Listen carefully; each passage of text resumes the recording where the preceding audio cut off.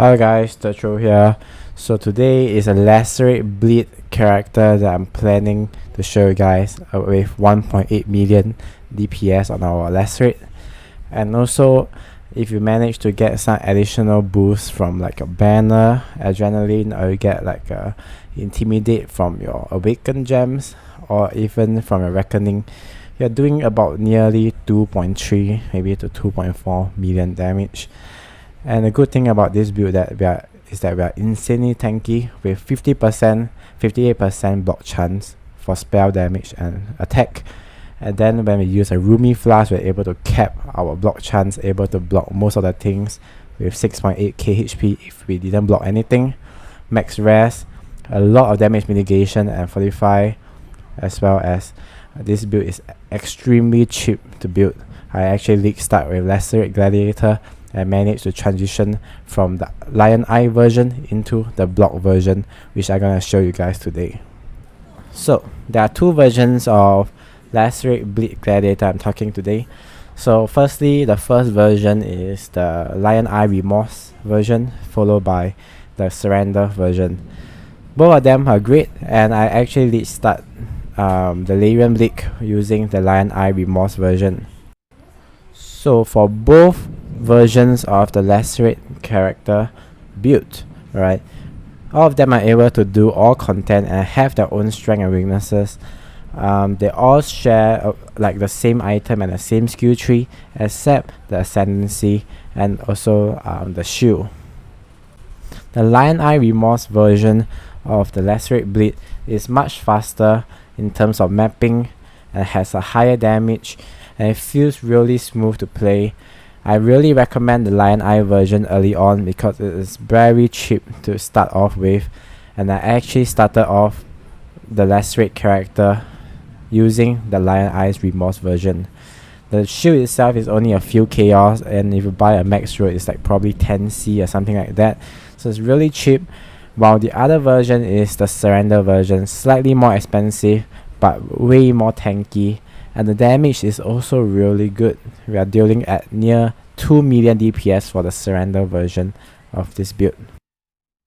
Surrender version is the current one that I respec in after I get a decent amount of currency, because the shield itself is about 4.5 EXILE and it's quite expensive.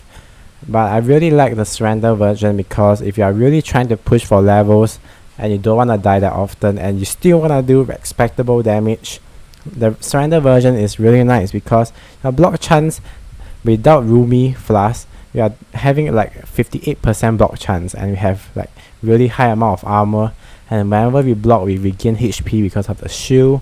We also get additional armor, and just multiple layer of defenses makes this Surrender version super duper tanky, and we don't die even when I'm face tanking T16 map bosses, and my reckoning just kills them on its own. So the Surrender version, I really like it, and I recommend you try it once you actually get more currency and you want a really solid and tanky character to play all content with.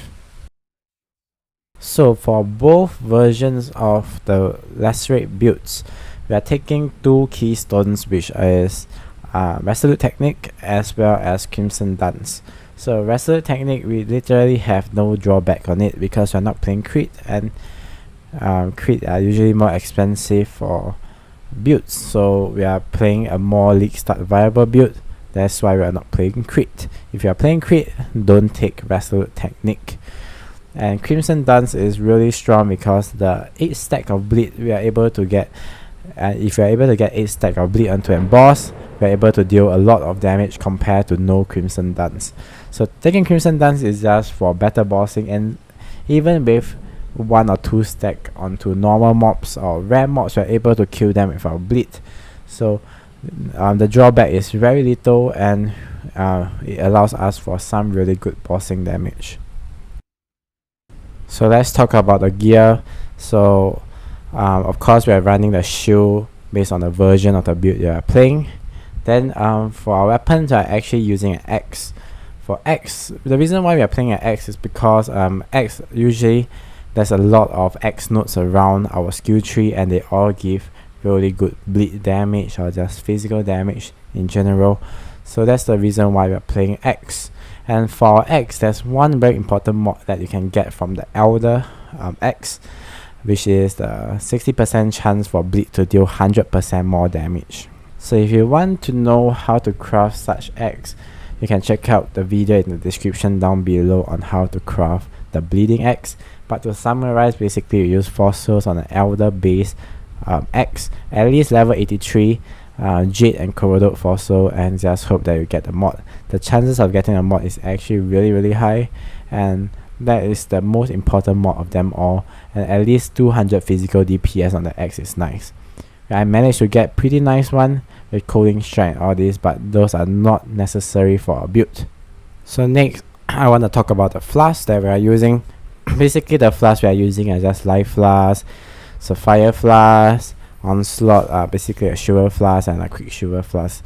The Flask that many people will have questions about, I think, is probably Lion Raw or Rumi Concoction Flask, right? You wanna either cap your block chance with Rumi, or you wanna get more damage with Lion Raw. Both are great flasks with really good bases, being a Granite Flask giving us a lot of armor.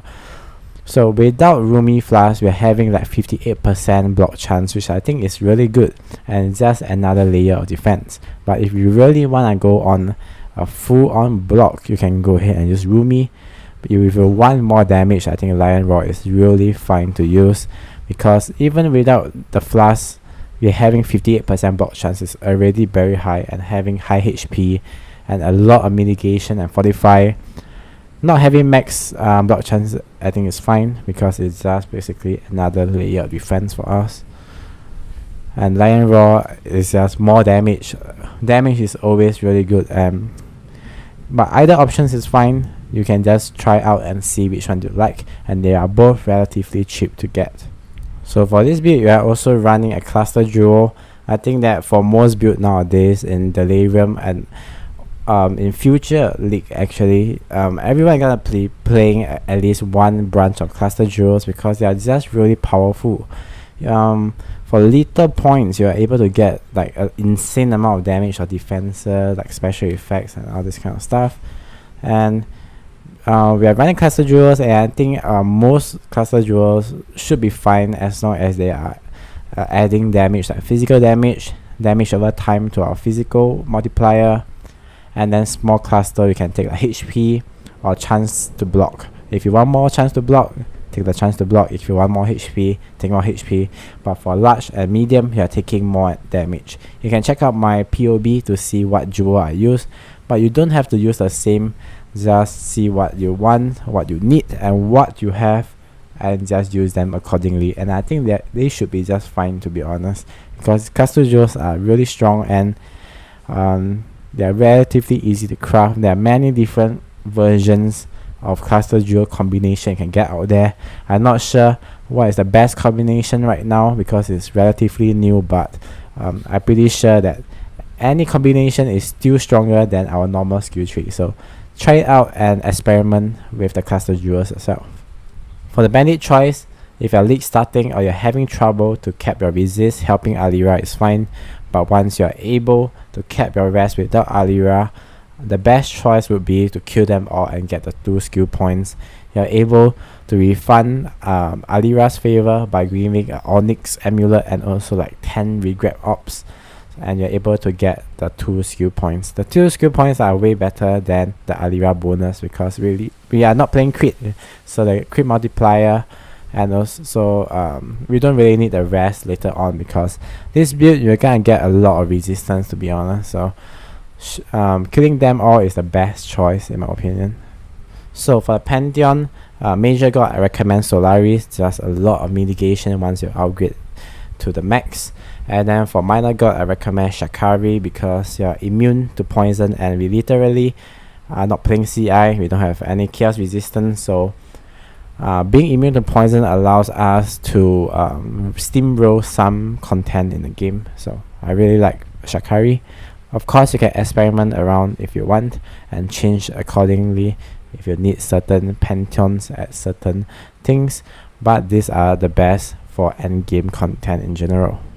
So for leveling, it's basically like leveling any other melee character. You can check out my melee leveling guide if you want. Put link in the description down below.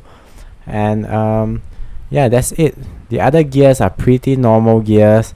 You can check out my POB. It's just basically builds that every other build uses. And I'll be making a more in-depth guide for a build forum post. If you want to check that out, I'll be putting the link down below once I'm done. But currently, I just want to make a very concise and short build for the Lacerate Bleed character. So once I actually get more bosses to showcase, I'll let you guys know.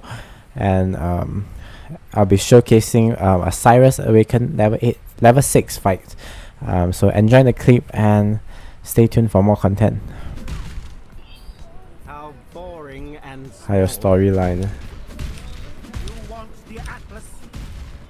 看我的 Mickey Mouse. Are they the same thing? Who? For Mickey Mouse. Yeah. Oh, Mickey Mouse. Okay, let's go, champ.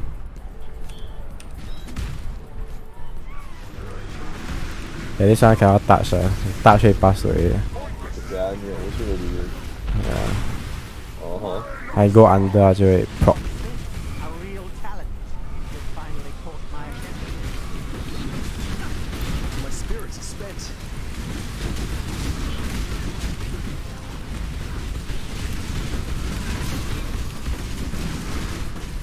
Kind of super block chance. 那shoot 你耶 Then 这个 usually I run to the side, like from here lah. 看啊 you look at the shadow, you can see the shadow over here at the top right. Oh, Yeah, so once he get out of the storm, right, I jump to him lah. Yeah, almost. Okay, now basically you jump, then you go under him, then he will stop, then you can fight him again. Wow, his character so big, you can't even see. Yeah. If you can tank this phase, right, it's basically free damage. Like the bowling ball thing. Oh. Yeah, then you must get out. Like a champi, like a wall.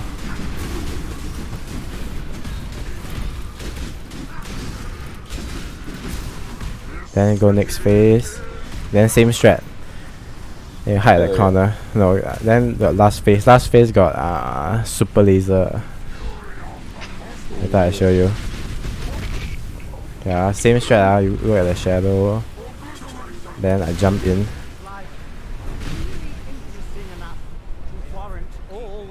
Just jump away. Yeah, just jump. No damage or not? You damage but like if you quite tank, then if you're not tanky, you just wait. Then this one you can see the red color spark. Then you just go through. That one like show you where to exit the wall. If you exit, then you won't like get killed basically.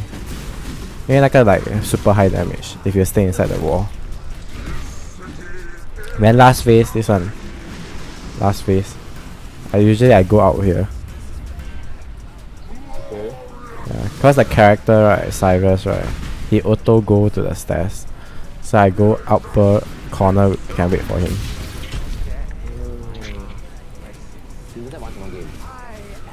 POE 啊？哦，对，来打 boss。然后just 打，这是 last phase 哦，它就会有看我左慢了 but super slow。这个 right， 它是 shoot 4 laser， one of them is the real thing 哦。this phase right, a lot right, just keep running. Then how you know which one is the real one? During the multiple Sirus right, just keep running. Then after he attack, you will know which one is the real one. And just attack. If you can tank, then you tank. Basically like free damage time. Wow. Oh shit, this one multiple layer. Wow, my character fucking slow, what the fuck? You only stand away. And this one must run. Oh Jesus. Oh, the red spark. Okay. Almost passed away. Laser. That you must juke. This one, the real one, you attack. Oh. Then the real one will like glow during the 4 Sirus. Okay. Then my cooling strike coming in, baby.